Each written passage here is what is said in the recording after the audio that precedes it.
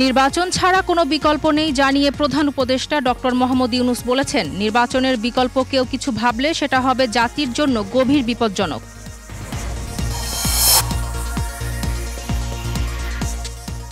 অবাধ ও নিরপেক্ষ নির্বাচনের আগ পর্যন্ত গণতন্ত্র ঝুঁকিমুক্ত নয় বলে মন্তব্য করেছেন বিএনপির ভারপ্রাপ্ত চেয়ারম্যান তারেক রহমান।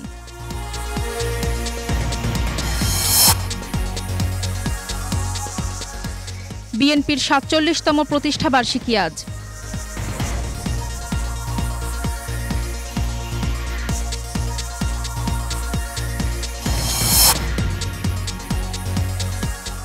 ভারতের সীমান্তরক্ষী বাহিনী অবৈধভাবে সীমান্ত অতিক্রমের দায়ে আটক করা ৯ বাংলাদেশি নাগরিককে বর্ডার গার্ড বাংলাদেশের কাছে হস্তান্তর করেছে।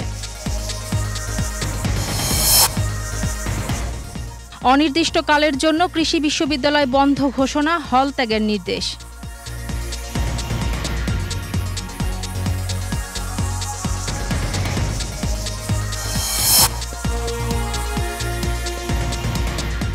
প্রধান উপদেষ্টার সঙ্গে বিএনপির প্রতিনিধি দলের আলোচনা ফলপ্রসূ হয়েছে বলে জানিয়েছেন বিএনপির মহাসচিব মির্জা ফখরুল ইসলাম আলমগীর।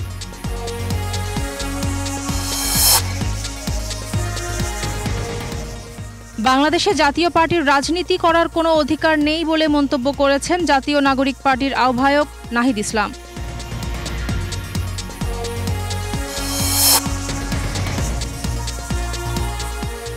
গাজায় ইসরায়েলি হামলায় একদিনে ৩২ জন খাদ্য সহায়তা প্রার্থী সহ নিহত আরও ৭৮।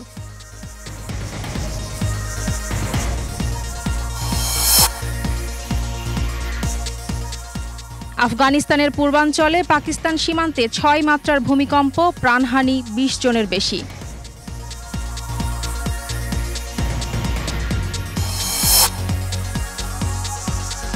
তিন ম্যাচ সিরিজের দ্বিতীয় টি-20তে নেদারল্যান্ডসের বিপক্ষে মাঠে নামবে বাংলাদেশ। খেলা শুরু সন্ধ্যা ৬টায়।